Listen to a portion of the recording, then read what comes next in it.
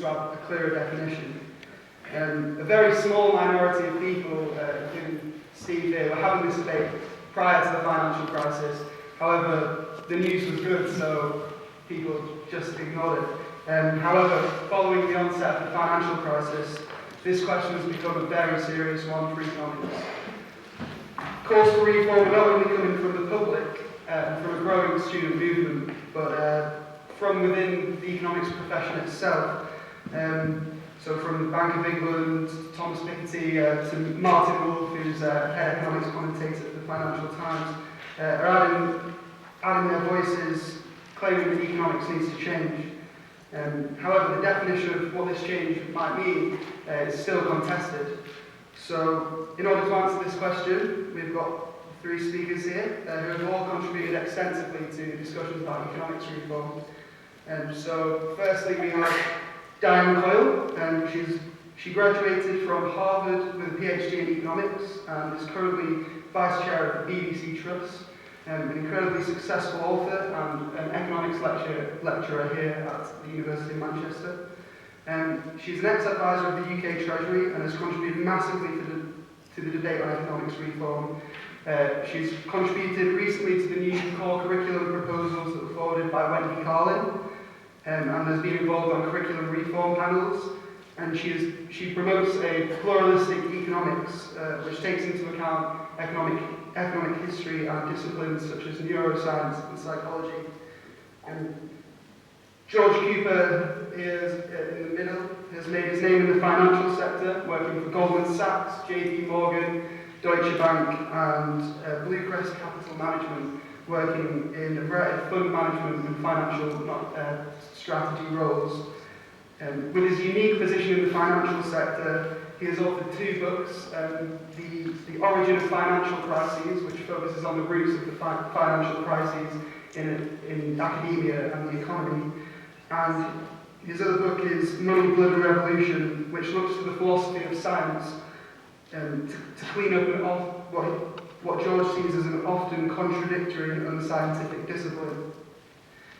Steve on the end here is a post-Keynesian economist and the new head of economics, history and politics at Kingston University, which is currently pioneering a new heterodox curriculum. He famously predicted the financial crisis, and his work largely focuses on the role of debt, money, banks and finance. He is a keen blogger. He has a blog called Debt Deflation and authored a book called Diagnosing Economics, which fundamentally challenges the edifice of neoclassical economics. And sorry, I forgot to mention that George writes a blog as well. You can find it at georgecooper.org. Sorry, apologies. What's the intro? It's called The Enlightened Economist. Apologies for that, sorry. So we'll now open to the first part of the debate. Each speaker will come up individually and present a 5 to 10 minute presentation on what they think is wrong with economics. We'll take George first. Thank you.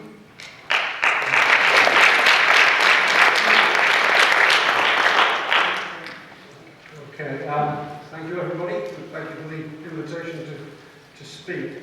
I have to say this was, when I saw the brief for this talk, it was one of the toughest I've ever seen. Review the latest core econ syllabus and then explain what's wrong with economics in 5 to 10 minutes. I'm going to give it a go.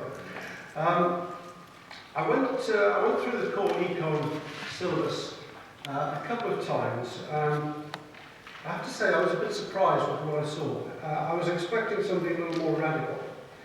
But then when I thought about what was there, it occurred to me that there's really two schools of thought about what's gone wrong with economics. I think pretty much everybody in this room and most of the economics world agrees that economics has had a bit of a crisis since 2008. But it seems to me that already the world is split into two views on what to do about that crisis. There's what I would call the reformers and the revolutionaries. I think the reformers think that the basic edifice of economics, the basic core ideas of neoclassical economics are right, and the crisis arises from the fact that those ideas weren't explained properly, especially to policymakers, and it was the failure to explain those ideas that caused the crisis. So I think those reformers, if you like, they see the job of fixing economics as representing those ideas in a clearer way. And a clearer way, probably to that group, means they have to put forward what they see as the correct ideas, and they have to try to suppress the dissenting voices which are confusing people. And when I read the core econ syllabus, I thought that slots pretty well into that group, the reformers rather than the revolutionaries. And then there's another camp, the revolutionaries, who I think want to basically reinvent the whole edifice of economics. This group, who I suspect is the bulk of the rethinking economics community worldwide, they want something different. They want pluralism. They actually want to encourage dissent. Because they think the theories are wrong, they want to encourage an open discussion, and they want to hopefully then get new ideas out of it. So I suspect there's actually a clash coming between the agenda of the core econ group and the rethink econ communities. Now, I'm not going to sit on the fence. I'm pretty definitely in one of those two camps. I'm very much in the revolution camp. I think the whole edifice of economics needs to be seriously rethought. The way I would look at it, I would encourage people to look at the work of a philosopher of science called Thomas Kuhn. He wrote a very famous book back in the 60s called The Structure of Scientific Revolutions. To my mind, Kuhn laid down a template for what happens when a field, when a discipline gets into a crisis, the symptoms of that crisis, how you resolve that crisis, and how you can then move forward.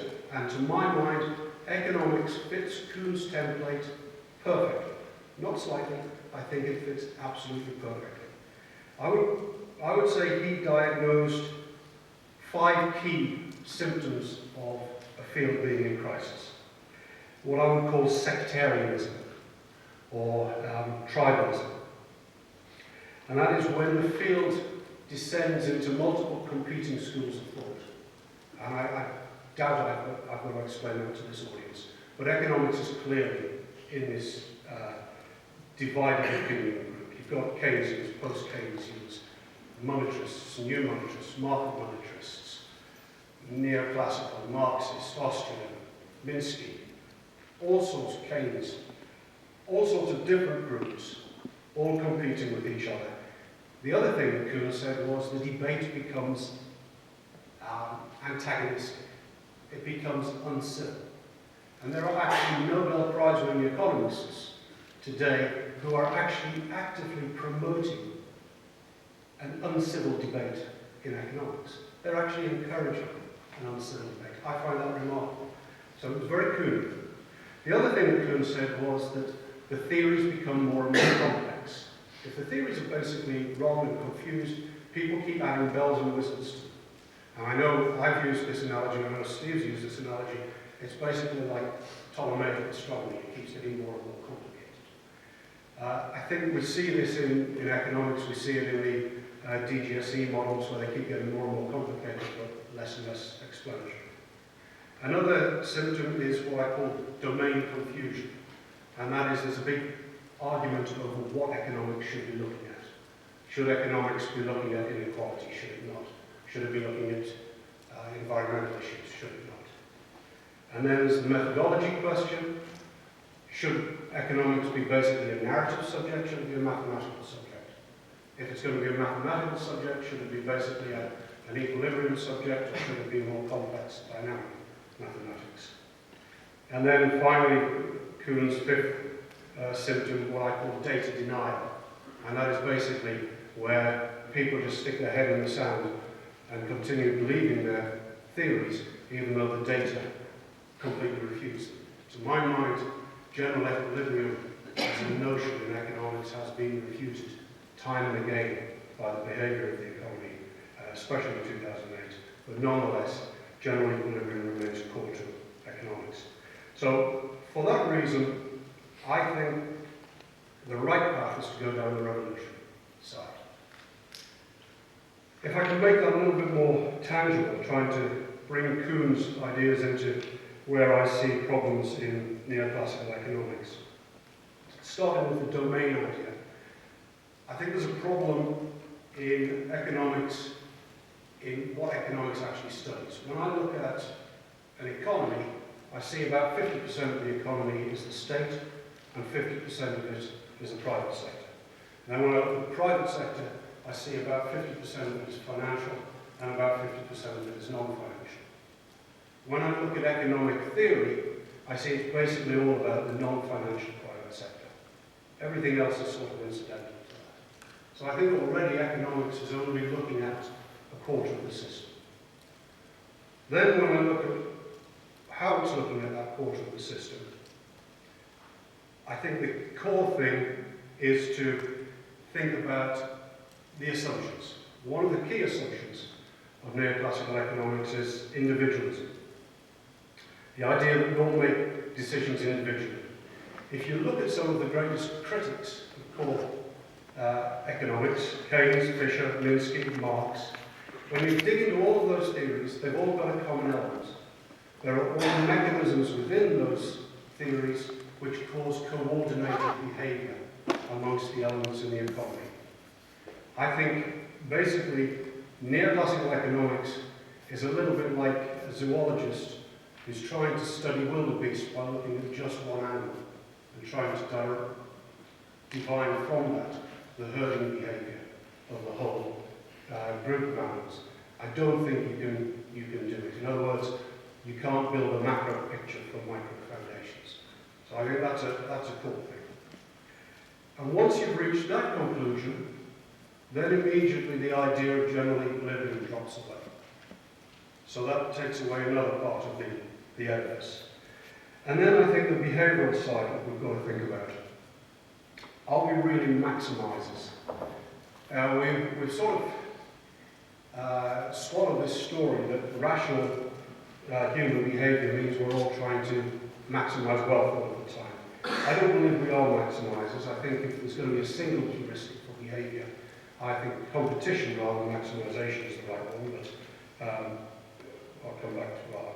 We'll talk about that later maybe. So I would say from all of that, I'm going to be a little radical and say I don't actually think there is yet a core body of economic theory that rests on sufficiently solid foundations to be put into a core syllabus. And I think the risk of forming a core syllabus is that you actually shut down the debate far too early before these problems are resolved. Now, I'll make one final comment before I give way. The other thing that I've noticed when I studied Kuhn's work and when I looked at some of the great scientific revolutions in history, I noticed a theme to many of those revolutions.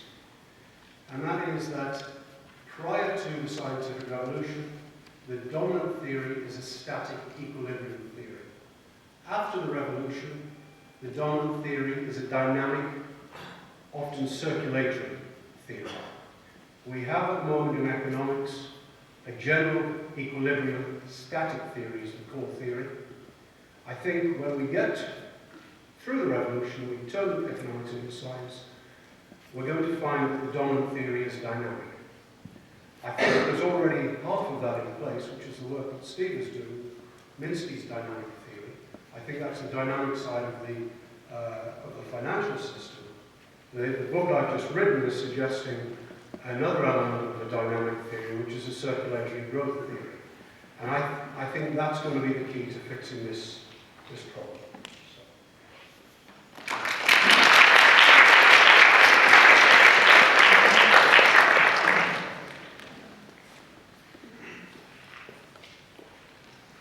Well, I'm sure we're going to have a very civil debate tonight, because there's incivility elsewhere.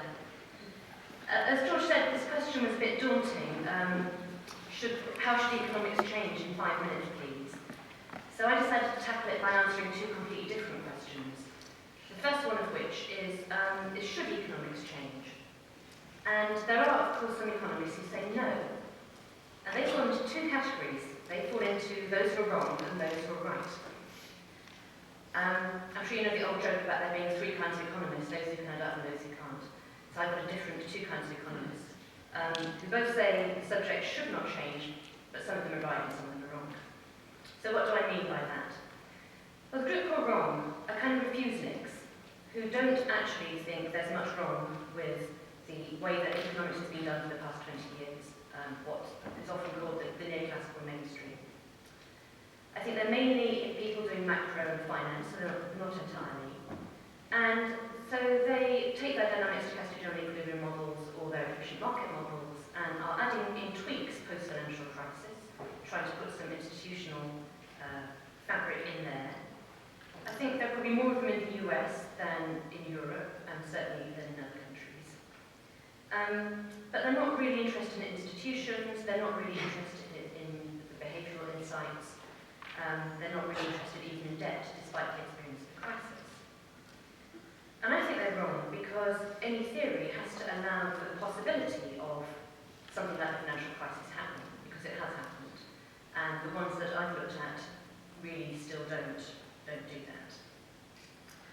But having said that, and agreeing with what George was saying about the way a scientific edifice changes over time, I only find the debates about should we take a Keynesian approach or a Hayekian approach or a neo-Keynesian approach only mildly interesting, because I think it's really back to the drawing board on this kind of work.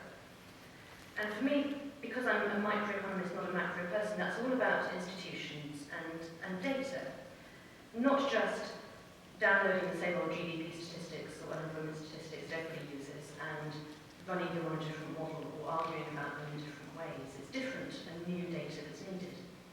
There's a very interesting analogy in Nate Silver's book, The Signal and the Noise. He's the guy who predicted the outcome in 50 out of 50 states in the presidential election in the United States. And he's got a chapter in the book that looks at, that does compare and contrast on weather forecasting and macroeconomic forecasting. And he says that weather forecasting used to be just as bad as macro forecasts proved themselves before the crisis. And what weather forecasters did subsequently was collect a lot more data and get much bigger computers. They put weather stations in many, many more places than they had been. They collected data at much more frequent intervals. They collected data on different kinds of variables. And did a lot of crunching through what all that new evidence told them on the much more powerful computers. And as a result, weather forecasting has improved. As we know, it's still not perfect, but much better than it used to be before they did this big empirical exercise. And for me, it's sort of the same issue in macro. We need to look at questions like, do we really understand the dynamics of the time series? Because a lot of that is a result of aggregation over time into quarterly data. Do we really capture the data on all the different kinds of institutions that are important in the financial markets and understand the network between the different banks in the financial sector? And I think we've made a lot more progress on macro if we started doing that. So I think the guys who say, it's okay, we'll use the same data, we'll slightly improve our dynamic stochastic general equilibrium models, are completely wrong when they say that economics doesn't need to change. But there are other economists who are doing my kind of economics, which is applying micro mainly, who I think are right, because they're getting on doing stuff that was pretty low profile and is only now, I think, becoming much higher profile. They too have access to massive new data sets, probably not more than 10 or 15 years old at the outside, big panel data sets about household, individual, business decisions over long periods of time, many countries, many individual observations. That data is all pretty new. The computer power to handle it is all pretty new. The empirical techniques, how do you deal with missing observations when you're doing econometrics on this? Randomized control trial, field experiments and lab experiments, that's all pretty new. These are people who I would say mainly accept that history is a different kind of evidence. It's evidence, it's just not data, but it counts. Who think that institutions matter, that if you change the institutional context, people will come to different kinds of decisions. And are interdisciplinary and would look to ethnography or sociology or psychology for the behavioural economics, would look to all of that to inform their thinking about how all the millions of people and individual firms take decisions about their economic choices. And I think there's quite a lot of it around, and I was teaching some of it, I don't think there are many people from our course here, but I was teaching some of it this afternoon. So I would take issue a bit with George saying economists don't look at government. Actually, a lot of this does look at government and the interaction between the government and the private sector and other kinds of institutions that are in between. So for me, the issue about economics and how it should be is that it's all about the evidence and it's all about the empirical work, but also about how we interpret that evidence. And I think that's a parallel with medicine. Medicine is always culturally determined. It's constructed by culture and people's values and social attitudes. So, for example, the Victorians really believed that women were hysterical, that it was a medical issue.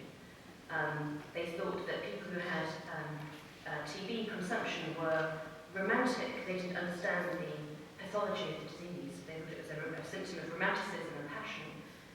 The French have this concept of the crise de foi, which is unknown in Anglo-Saxon medicine, but you can buy stuff for it in a pharmacy in France. So medicine is absolutely determined by values and culture, but it's also an empirical subject with empirical techniques that can make progress and health outcomes get better over time. And I think probably economists pay insufficient attention to that question of interpretation, but actually a lot of economists do emphasise the empirical evidence and are absolutely right to do so. So that's my first question: should economics change? Second question is, which I'll be briefer about, is economics changing? And it's a qualified yes on that front, I think. I think over the past 20 years, and particularly in the areas I've been talking about, the subject has been becoming more real world, more interdisciplinary, more open to ideas from elsewhere. And of course that has had a big impetus from the crash and the kind of debate that we're having now. And the change is slow, and I agree with George about his drawing a parallel with Kuhn's paradigm shift in other disciplines. Because people who've been doing certain things all their careers are not going to be very quick to put their hands up and say, you know what, I was completely wrong and I need to redo entirely what I was up to.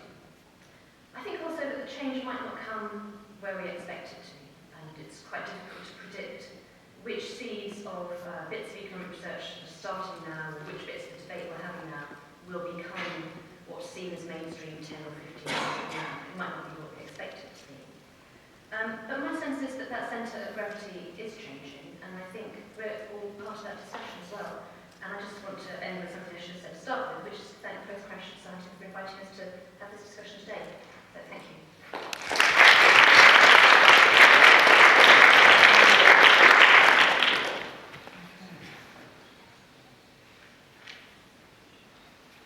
Well, I think I can cut about half what I was going to say out, because George has said it for me.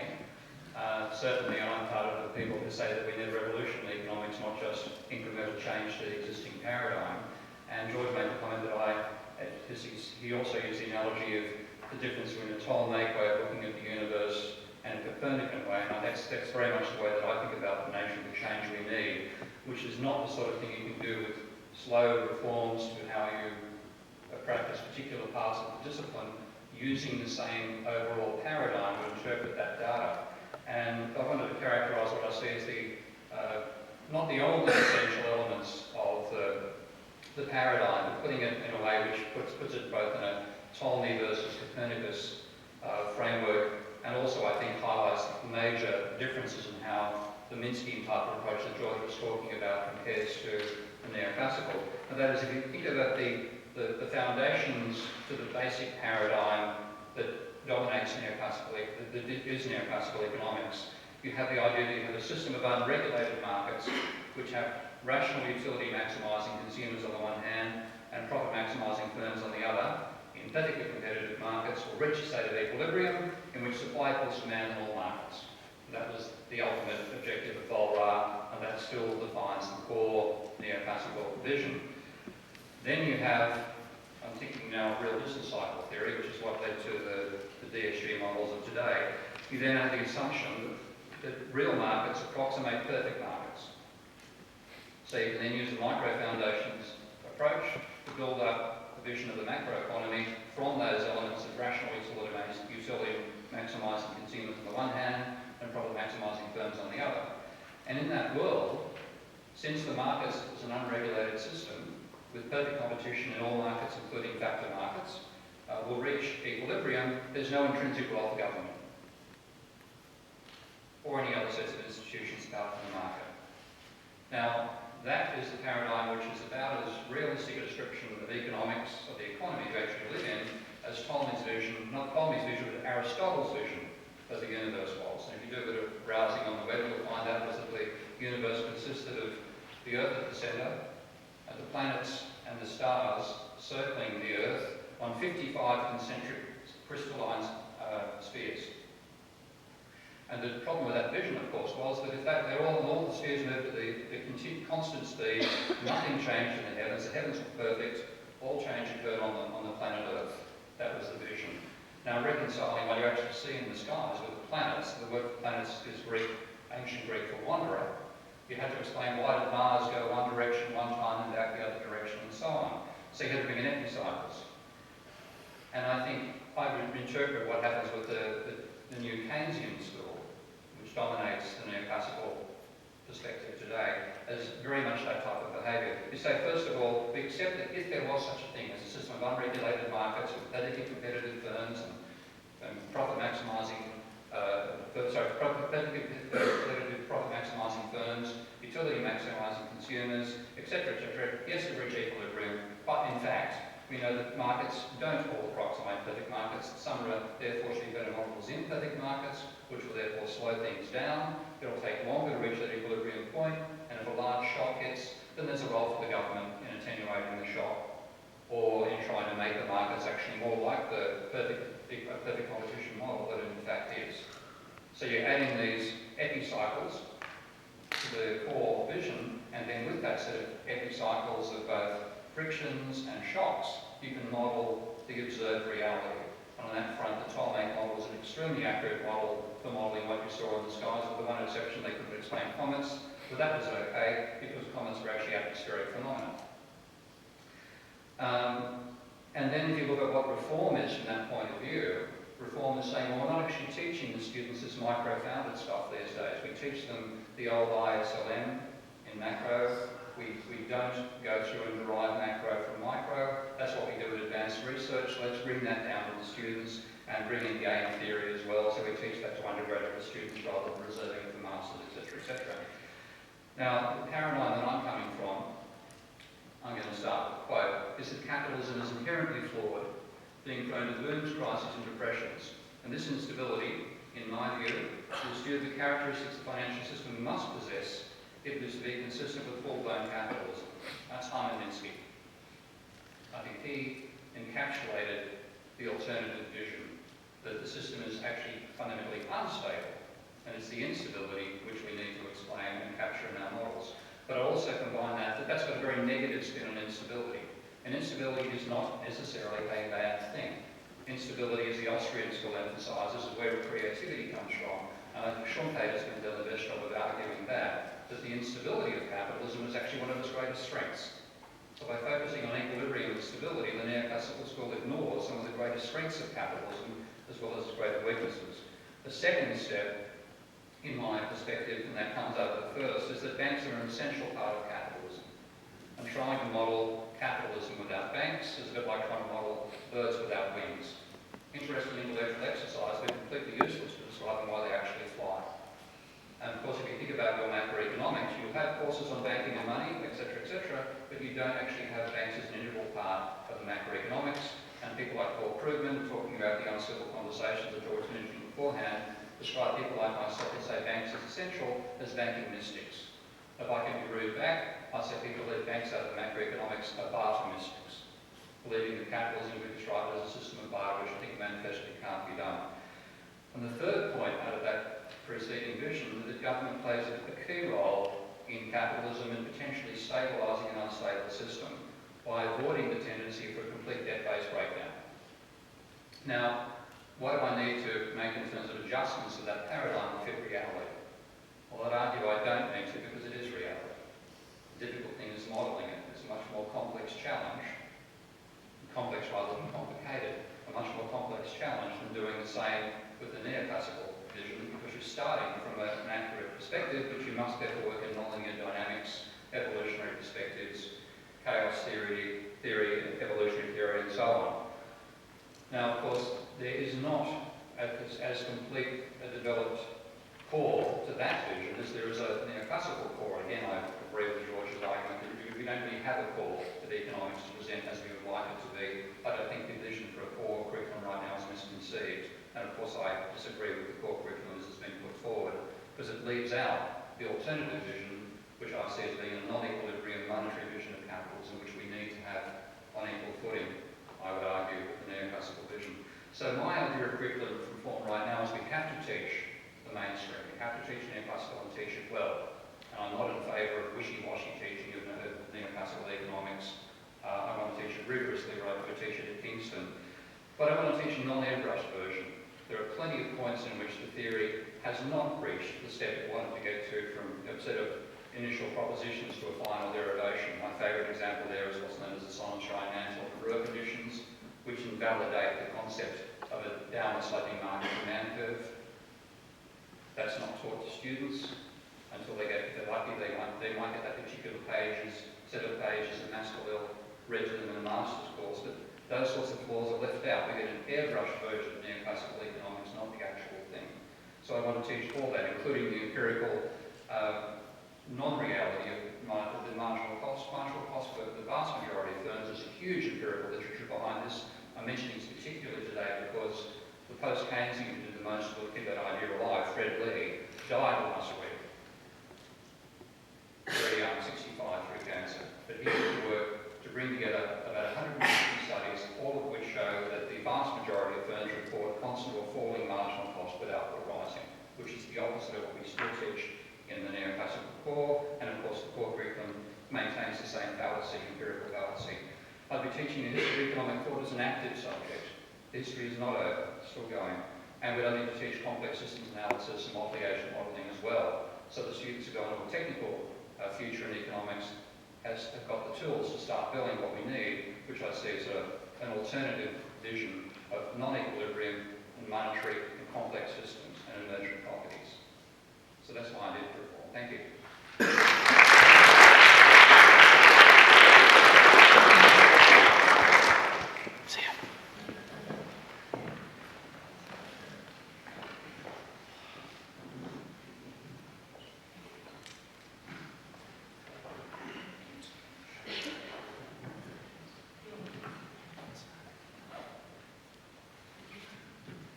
Alright guys, so yeah, thank you very much for those three speeches. So now I'm just going to spend a bit of time asking some questions for about 25-30 minutes, and then we'll open questions to the audience for the remainder of the event. So my first question is directed at you, Diane, but feel free to comment if you guys wish. So I think you all agree that economics does need pluralism, at least some form of pluralism. However, it was interesting, Dan, that you defined pluralism in your speech as taking into account different disciplines and changing how we look at the data, which kind of reflected something that you said in a steering group, which was you should not confuse the heterodox approach with a pluralist approach. Now, what I wanted to ask was, do you not think taking this approach might just make it so that it's like an add and stir approach, so that we'll just get, the same neoclassical economics, but with, bells and whistles added on? I think we're such a long way from having a kind of definitive mainstream that we're at much earlier stages of thinking about what the evidence actually tells us. It just doesn't make much sense to me to say what would a Schumpeterian perspective or a neo-Keynesian perspective on doing a randomised control trial look like? And I think, for me, George and Steve kind of overgeneralise about economics and are talking much more about macro finance. And it's very, I think the issue is very different in the kind of applied micro that I do, and half other economists do as well. So it's not that I'm denying that your philosophical approach or your values don't make any difference to how you treat the evidence, and I was trying to make that very clear in my remarks. But these alternative theories that people are putting forward in this discussion just don't map onto what I think is the big task in the kind of economics that I do. Can I just make an observation on the pluralist idea? Right now I like the idea of pluralism, as in I think the current theories are wrong and therefore we need to rethink and we need to pull in other ideas. But I don't like the idea of pluralism as the end goal. I think the problem with pluralism as the end goal is it's always going to be confused if there's too many ideas out there. And I think this is where, even though neoclassical economics is utterly wrong and completely disproven in my opinion, it does tell, frankly, a bloody good story. It tells a story that's very easy to sell to the policymakers. And I think that's where the goal of the reforming economics has to reach beyond pluralism. It has to be able to tell a persuasive story to counteract this neoclassical story. So I think we've got to keep that goal in mind. I agree with George on that front, because I don't think it's a case of saying here's the many different ways you can think about the economy when you want it's correct. We don't need left, we don't need right, we need correct economics. And I think neoclassical economics is incorrect, both in its micro, which is empirically falsified, as much as the macro has been falsified. But you don't get that reported in your teaching, so you need to get a broader perspective on micro as well as macro. And at this stage, what you have to basically say is there's no school of thought that has a right to a monopoly in economics anymore. In fact, there's a good argument that the economics departments don't have a right to a monopoly in economics anymore, after the financial crisis in particular. Because there are other schools, like for example physics, has now got its own little branch called quantum physics. The world's first professor of quantum physics was appointed at King's College earlier this year, Tiziana de Matteo. There's a growing community in that area. There are people working from an engineering background. I think it's, in that sense, we have to evolve a new economics. And I don't think that evolution is going to come from the economics departments themselves. So I want pluralism not just in terms of teaching different strands of thought right now, because no school deserves to be dominant within economics. But I think also the field itself is open for invasion from the outside. And again, back to Thomas Kuhn, that's one point he made frequently as well. Often the change in disciplines which got themselves locked in a rut, like economics is locked in now, the change came from an external input, another discipline bringing its energy in and then shaking up the field. I think we need that badly now. So my second question is more general. I know you've already spoken about this, Georgia, but if you want to answer individually. So what do you think of Wendy Darwin's core proposals? Are they enough, basically? Who's seen the Blues Brothers movie? Okay, get those. If you haven't, get it out and watch it over the weekend. There's the Blues Brothers, the blues band. And Dan Coyle, a familiar name? How about Ghostbusters? Okay. The blues band turns up in a country and western venue and trying to take it over to give their band rather than the C&W band. And one of them is very sceptical about this and walks in and says to the woman organising it, "What sort of music do you have here, ma'am?" And she says, "Oh, we have both sorts, country and western." That's what I see as the nature of pluralism in the core project. It's saying, here's a few little things we haven't taught you previously, game theory, micro foundations, etc., the undergraduate. Here's some stuff I've learned from psychology, etc., etc., but completely excluding any discussion of rival thought, fields of thought, post-Keynesian in particular, but also Austrian school and so on. That's, to me, the core is still neoclassical. It's just dressing it up, hoping that teaching it better, improving the quality of the textbook, will make students think their demands have been satisfied. I think the demands have been frustrated. Okay, I made some comments in my session, so I'll be brief. But there was one particular line that stood out for me in the core syllabus, so much so that I wrote it down. Now, I'll quote. This comes from the macroeconomic policy tools section. I quote, "We explain how policymakers can improve well-being by stabilising shocks using fiscal and monetary policy." Now, to me, that sentence negates the whole debate.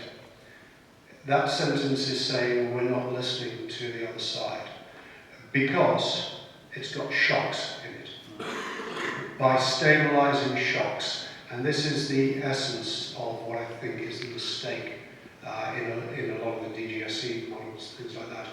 The assumption is that any instability in the economy comes from an exogenous shock, which of course is necessary if you've got an equilibrium-based theory. Whereas if you've got a disequilibrium-based theory where the destabilizing forces are endogenous, then you don't write that sentence. So to me, that sentence is a sort of clue that actually they haven't really got the debate. Well, it's not my job to defend a call. I co-authored one of the units on innovation and intellectual property.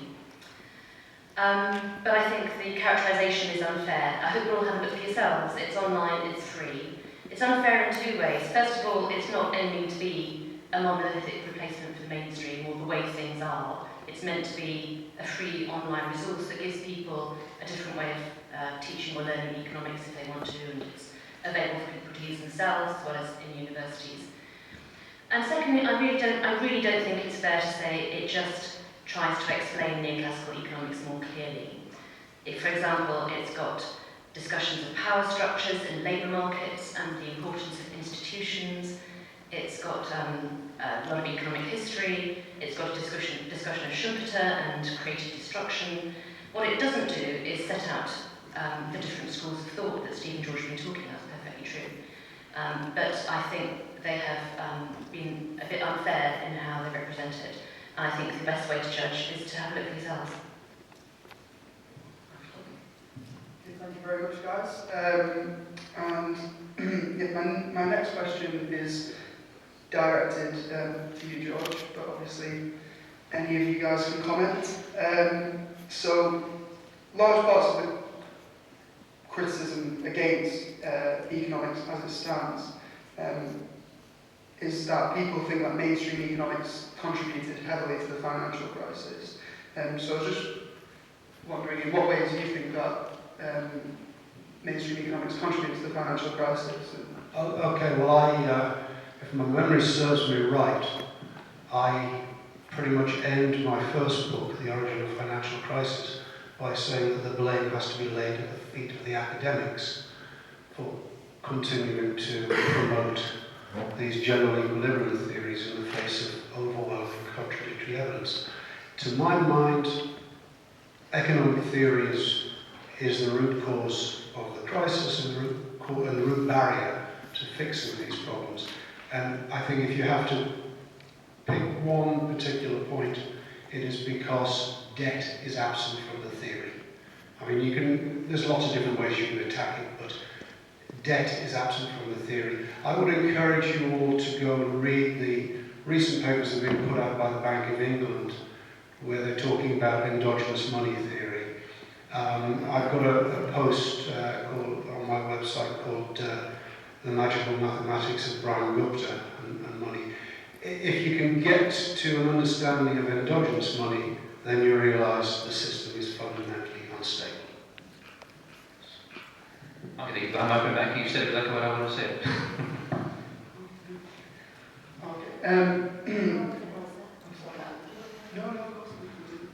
I think it is to blame, but in a different way, actually. The financial markets were created by financial economics in a very direct way.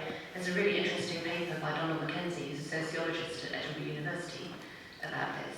and it's the options pricing model of Fisher Black. There's no agreement before he published that about how to calculate options prices. So there were some options, but the price dispersion in those markets was very wide, and they weren't liquid and there wasn't much trading.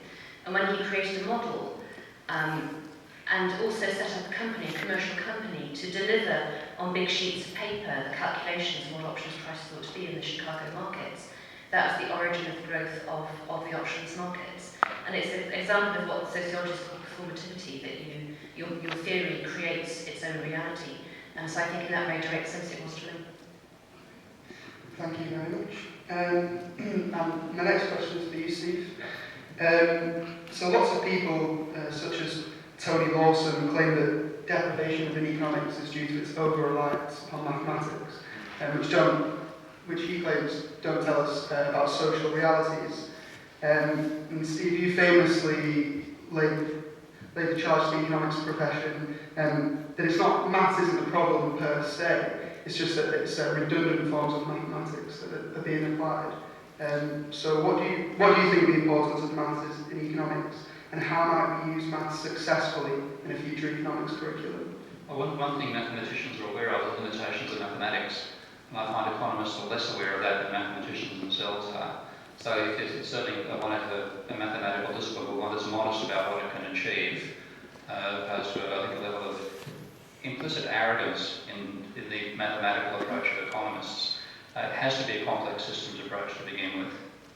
That's got to be the foundation. So dynamics, as George was saying, is essential. And when it comes to people criticising, I'm going to be talking to Tony Lawson's critical realism group next Monday, and I'm going to be arguing that economics is actually an anti-mathematical science. Because if it was truly mathematical, some of the results that have been proven, Sonnenschein Mandel being the most classic, I think, but also Schaffer's work on measurement of capital, a whole range of theoretical results, would have caused the theory to transform itself. It proved the instability of general equilibrium, using mathematics in the 1910s, proving either what's called the dual stability problem. If you look at it in the literature, I think it's actually better called the dual instability property.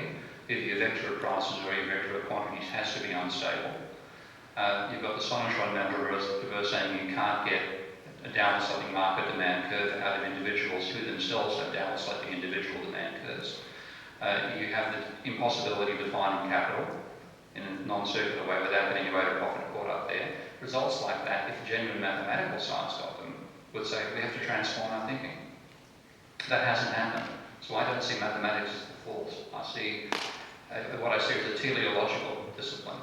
And this comes back to the left versus right stuff, which is implicit in both extremes of economics, neoclassical at one extreme, Marxian at the other.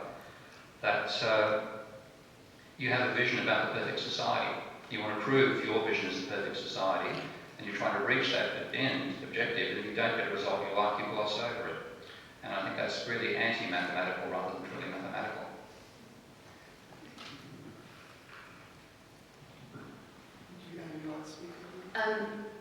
I think it's a bit of a red herring to get tied up in the maths. It's a tool.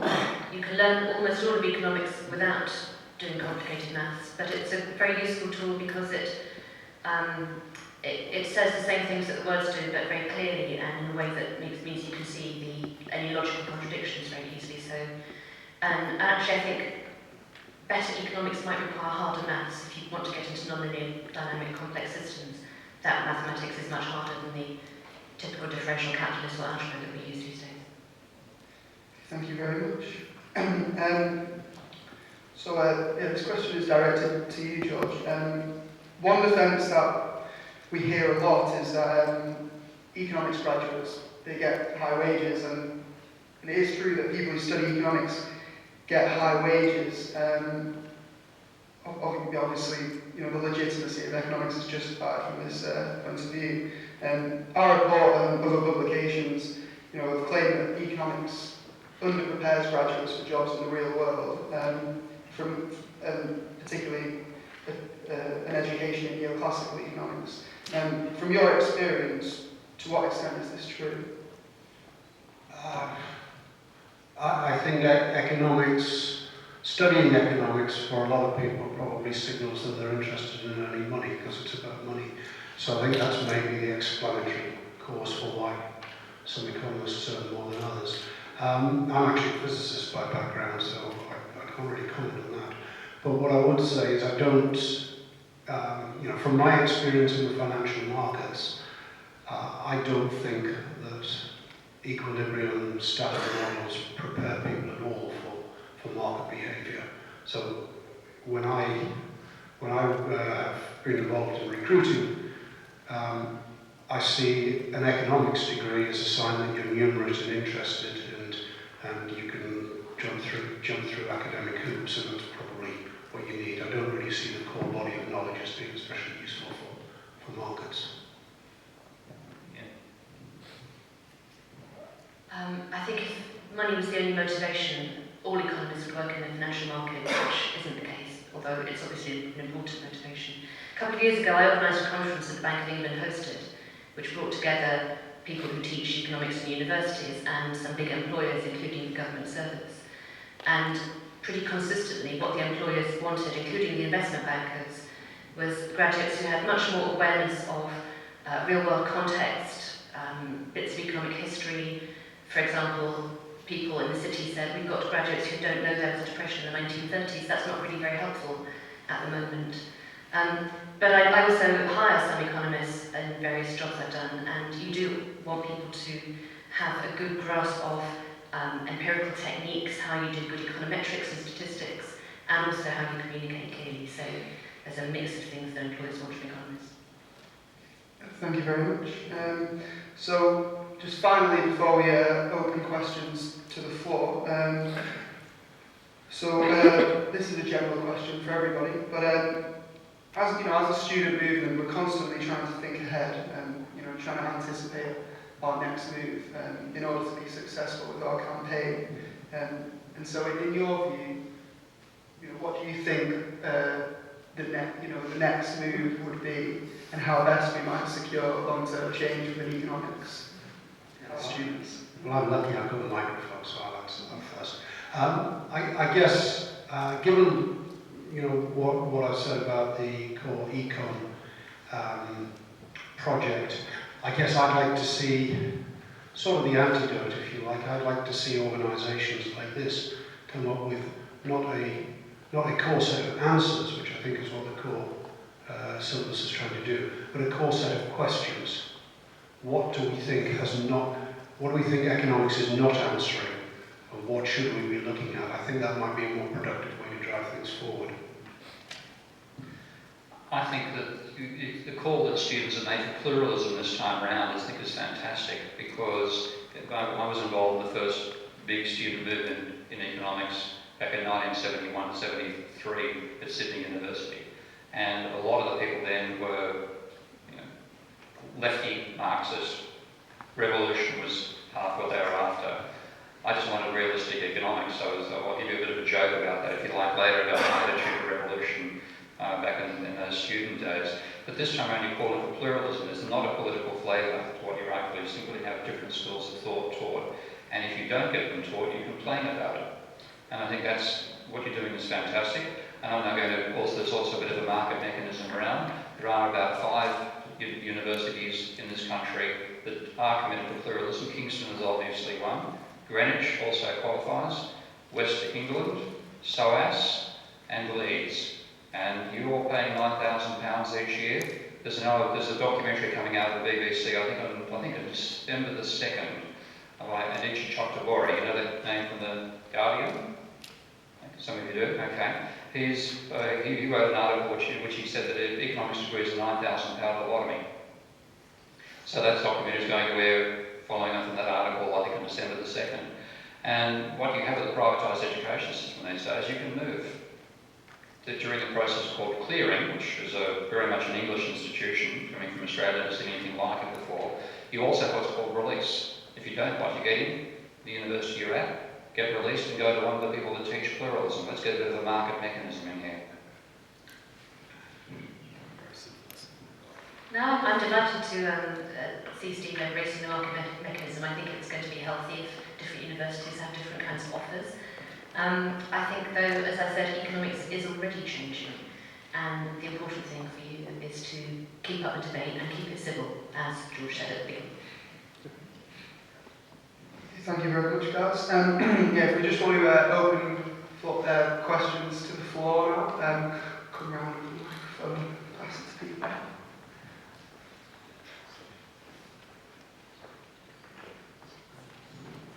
This question's for you, Dan. You've talked quite a bit about how there's not that much need for pluralism in the economics you do in the applied micro, because the problem there is more just that people need to rely more on the evidence and a lot of new evidence and that kind of thing.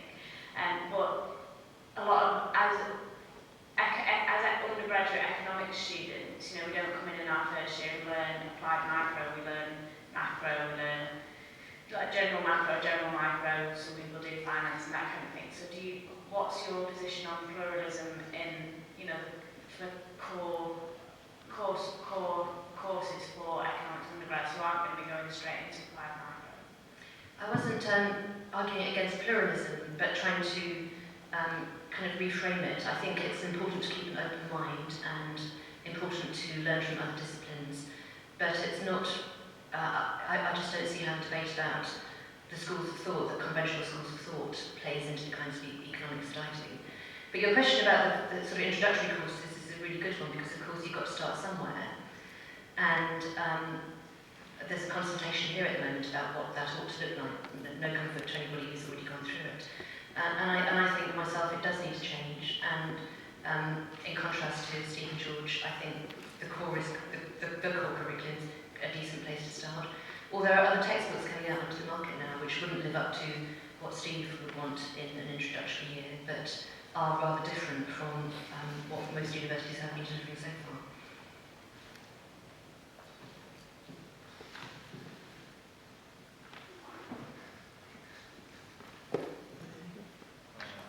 I'd like to ask all the panelists, what is the true value of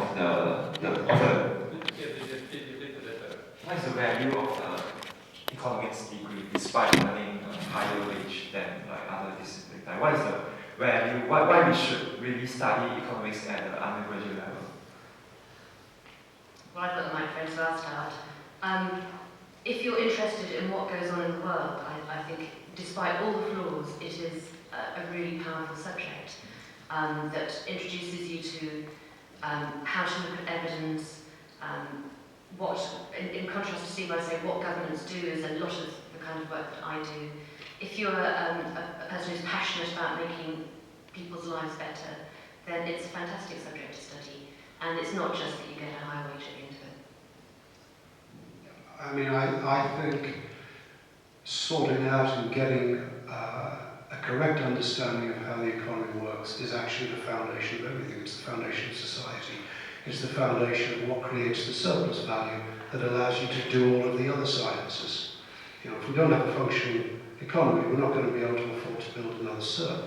So I think that's very, very important. The other thing I would say is when we get our economic theories wrong and we conduct our economic management incorrectly, that can have truly devastating effects. It really can lead to war, and it can lead to starvation, and it can lead to a lot of people literally getting killed. So actually, I think economics is vital to everything else we do. I've always said that economics is too important to leave to the economists, because we're still caught in this vision of a stable equilibrium system, solving the puzzle of whether a multi-market system can reach equilibrium rather than analysing the system we're actually in. I'll get back to Minsky again for one of the best pithy statements about what economics needs to be. He said, because our type of capitalist economy has periodically found itself in severe depressions, we need a model in which severe depressions are possible.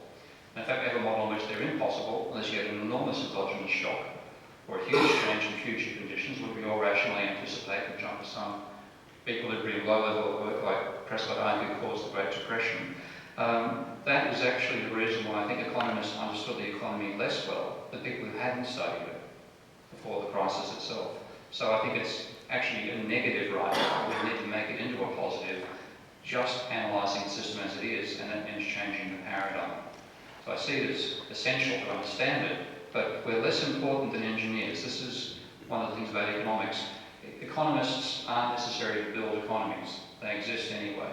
And I think, in fact, in many ways, we'd be better off if we didn't have economics, given the damage that economic theory has done to how we structure our economy and social relations and so on.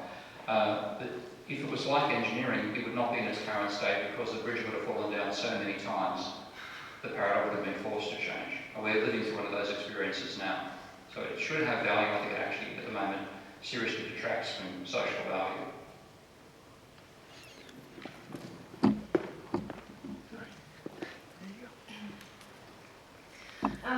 I had sort of two parts to my question. You've sort of almost answered the first part, which was, what do you think the role of economics is in what is the role of economics in a great society? And if you all seem to agree that reform is needed, in restructuring the way economics is taught or restructuring the economy, what do you think is the ultimate goal? The ultimate goal is, I think, a correct view of economics. And actually, maybe I'll say something on the goals of economics, because I think too much of the agenda is set, frankly, by my industry, by the financial markets, where because you can make a lot of money if you can forecast the economy accurately, you can forecast markets accurately, there is an obsession with the idea that economic models need to be predictive. I think we should maybe take a leaf out of the geologists or meteorologists' books and try first to get an economics that is explanatory. If we can at least explain why a financial market crashes, why an economy crashes, if we can explain why some countries grow and other countries don't grow, then later we might be able to get to predictive. So I think let's go for explanatory first. Yeah. Again, it's a way of saying to me the microphone. I'm just going to agree with you again. It's a really interesting question.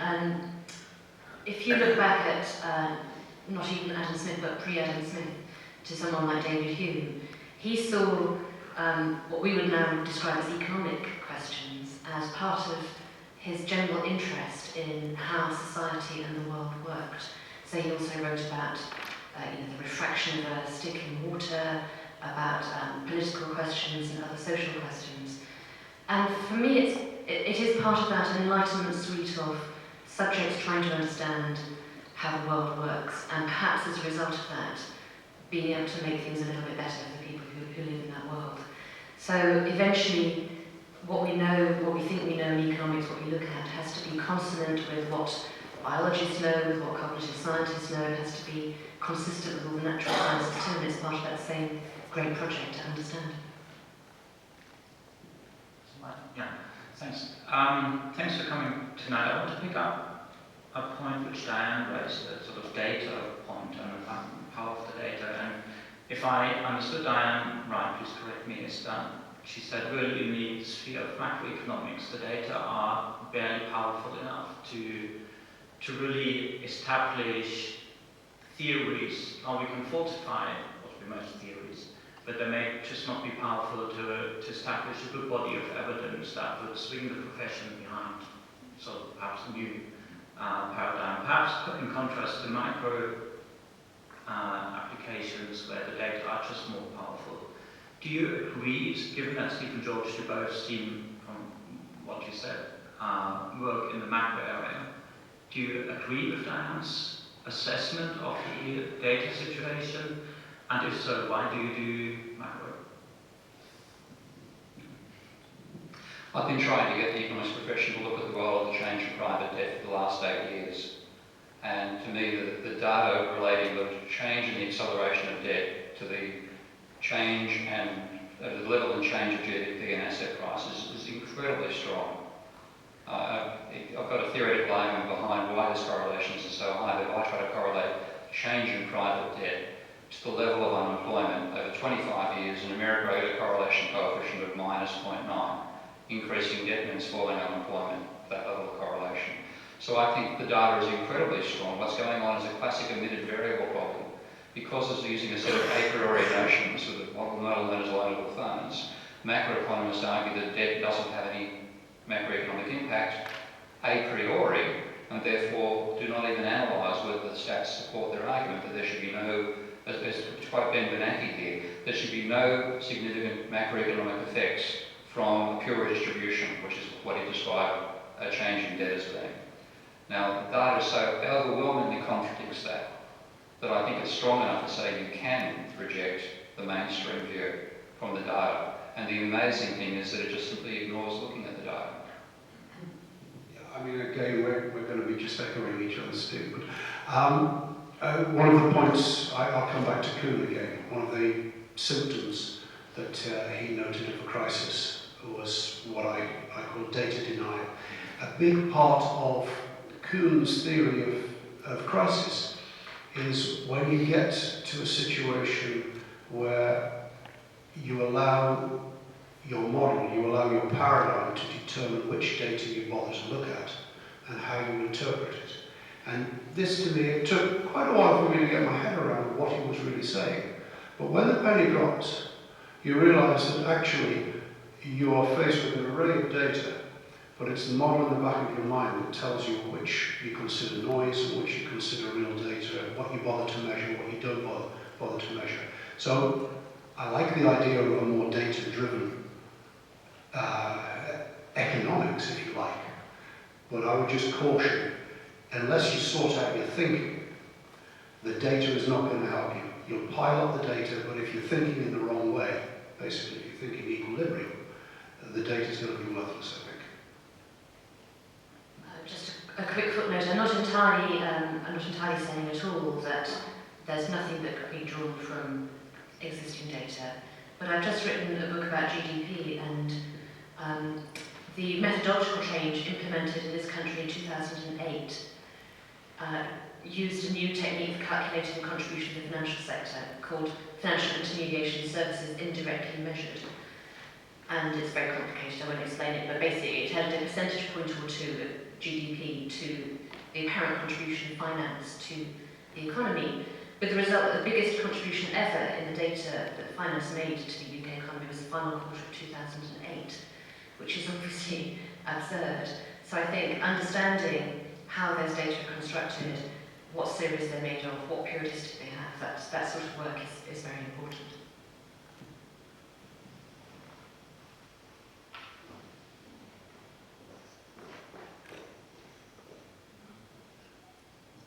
Hi, I just have questions because when I first thought of the economy, the development of the economy, if there's no difference that the people today still die for food, their lack of food, so why do we still need to develop for economy? And that question goes to the inequality in the issue. So how can we reduce the inequality issue in the today's world? And another question is that when the economy reaches to a political level, that such as Russia and Middle East, oil price, is the institution still going to be useful when the economic reach that levels? The government roles, yeah. Thank you. So the first part of your question is about why there are still massive economic problems of poverty and inequality to be addressed, and why haven't we fixed them? I think that's the first bit of the question. And the data show that there have been big improvements in many ways. In many of those indicators, the number of people living in absolute poverty has declined. Globally, inequality has actually decreased and not increased because of big middle class in China and India. Infant mortality rates have improved and so on. So there has been some improvement. And of course, there are still some big problems left. And if they were easy to fix, they'd have been fixed. And I think that takes you to the second part of your question, which is about the institutions and the politics. And it tells us that they matter a lot. And there's no simple technical economic recipe for solving these problems. You've got to then engage in those political economy questions that you're referring to. Okay, I guess I'll approach that from two sides. I think when you're talking about inequality, to my way of thinking, you've got to accept that some inequality is necessary as part of the motivator. because I think we do live in a competitive paradigm. You need some steepness in the social pyramid, if you like, to motivate people to get ahead. On the other hand, I do think that capitalism suffers an inherent wealth polarization effect. So I'm with Marx on that, I agree with Marx. And that's essentially what Thomas Piketty's saying. So I agree with him on that side. I happen to think Piketty has identified the wrong mechanism, but nonetheless capitalism polarizes.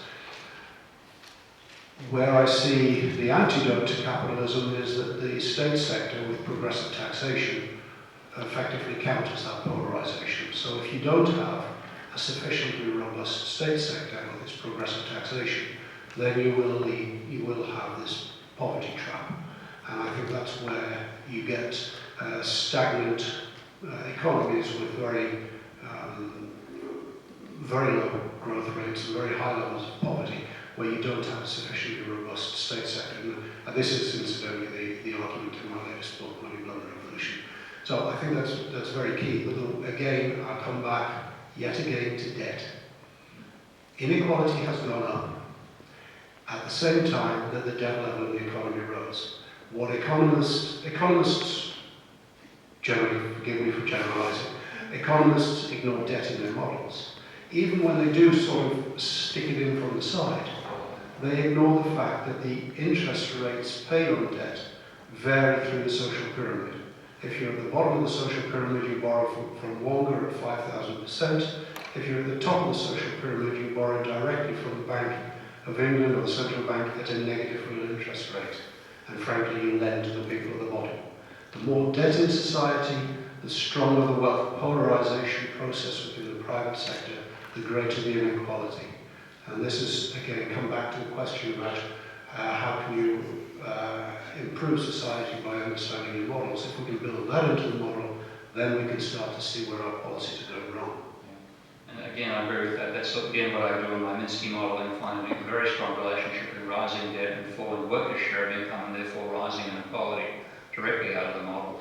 You look at the data shows you the same thing. Rising levels of debt gone with falling wage share of GDP.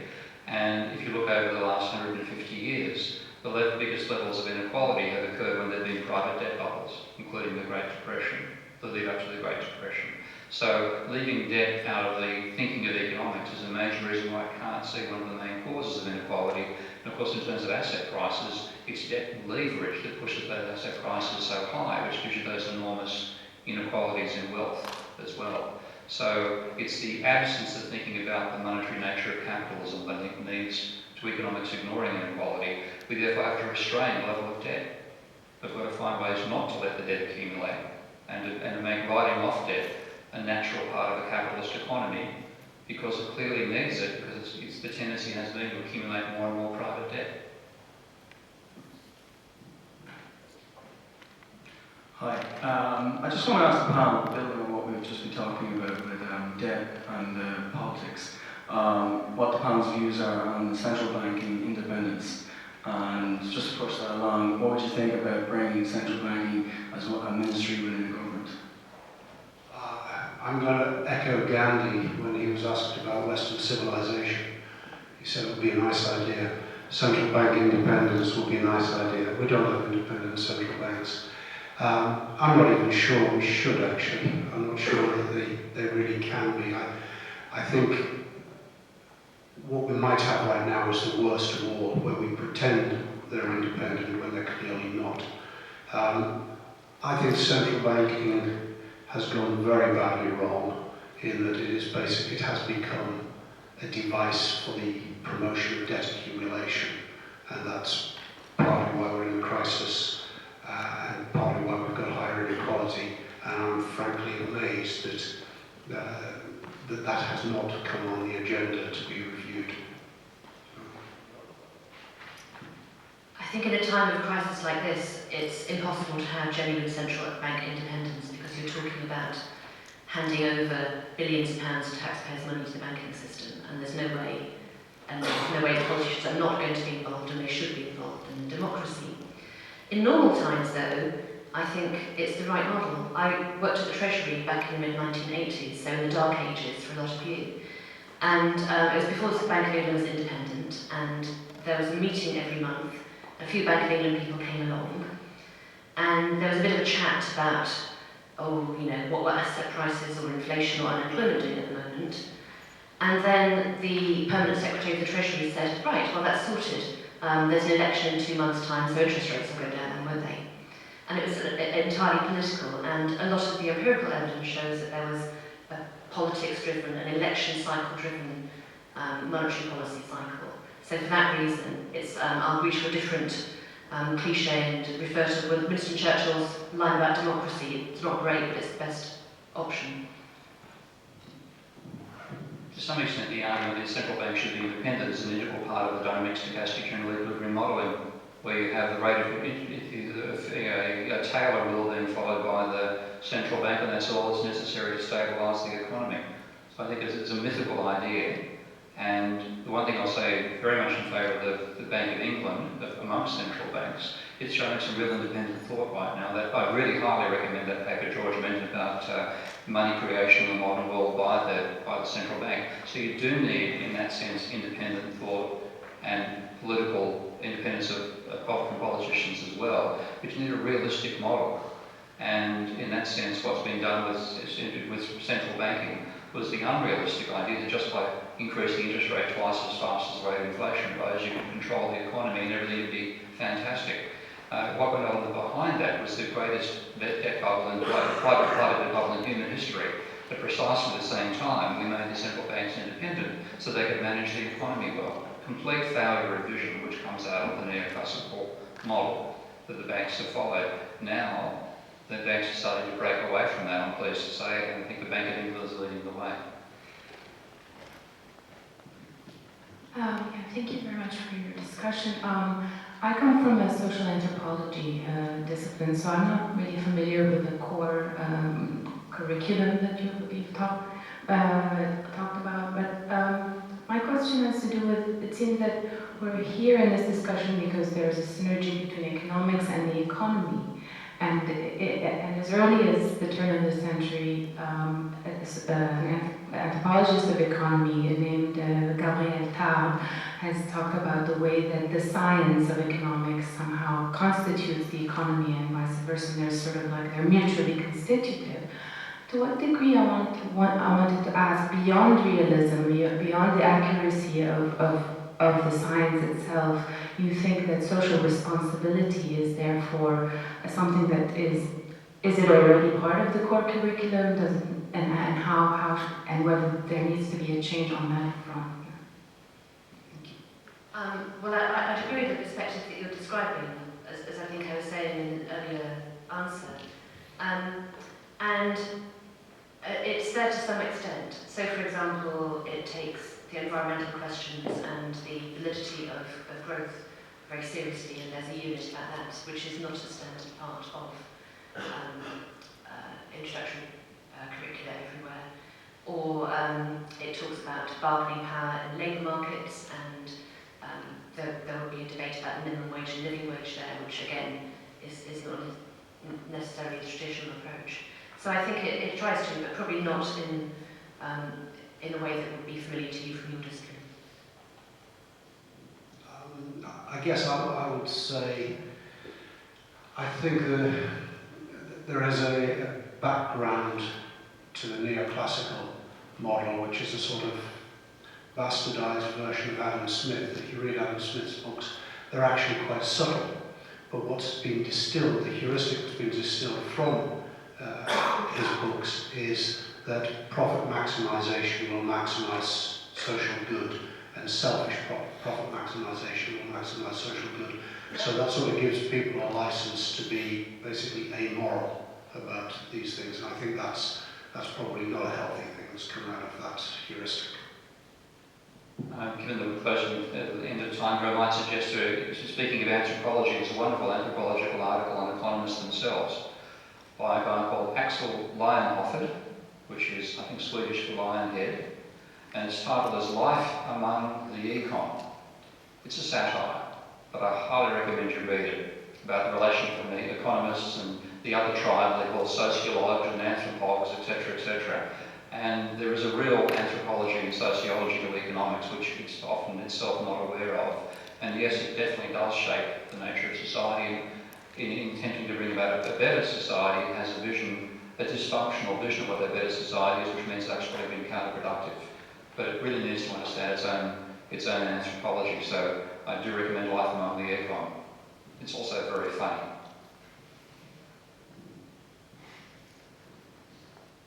I would like to make a question concerning education, and more precisely about the intrinsic value of having a pluralist type of education. And when I say pluralist, I mean heterodoxy. I mean to teach different schools of thought. And as Diane said, we say school of thought is an interpretation of our real world, or an interpretation of data. So we have different interpretations out there. We have different schools of thought, from Austrian to Marxism, post-Keynesian, feminist economics, etc. But in education, we just presented one way of interpreting this world, one way of interpreting data, if you like, in neoclassical economics. And we don't learn to question this, we don't learn to reflect and criticize it. Don't you think education should be about showing people different interpretations of this world, to learn to compare them, to learn to question them, criticize and reflect upon them, so that they become a person who can judge independently themselves what kind of interpretation of this world is the best one, what kind of economics they think is the best one. Yeah. And let me just add, please, that this is how most other disciplines in social sciences actually work. I think we're all in favour of it. Nobody's saying that should not happen. But you were saying that we should not have heterodoxy in education. Well, what I'm trying to say is I'm not sure existing historical schools of thought are the most fruitful way to be open-minded and pluralistic. But I'm entirely open to... Why is that so, if I can ask? Why would, let's say, post-Keynesian not be a good way of interpreting the economy, alternatively also? Well, they might be, but they might not. I just find it slightly bizarre that there's a lot of reaching for 70 or 100-year-old very historical models of thinking about the economy when the economy has changed so much. I don't think they are that old, to be honest. Post-Keynesian is at least 60. Okay. I'm sorry. But I'm not at all arguing against pluralism and open-mindedness. I'm talking about what form that takes, and in particular emphasising that being open-minded, the most important thing about being open-minded is being very empirical and thinking carefully about the statistics and thinking carefully about empirical work. Non-orthodox economists read a lot more neoclassical thought than vice versa. And I've found this so regularly. We have to read the mainstream. The mainstream doesn't have to read us, which is why you get a point of being based on a 100-year-old set of concepts. By post-Keynesian, we mean a school of thought which diverged from economics after Keynes, because Hicks took Keynes's vision back into the neoclassical mainstream. If you read his 1936 paper, Mr. Keynes in the Classics, he really sees what he does there as a reintegration of Keynes with the neoclassical school. He calls it classical, it's neoclassical.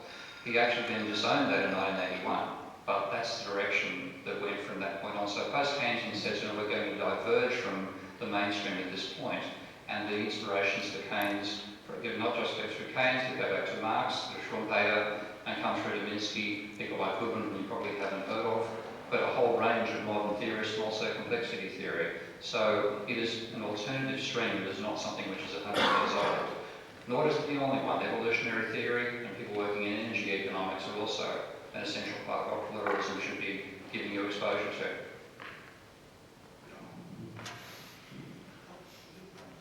Okay,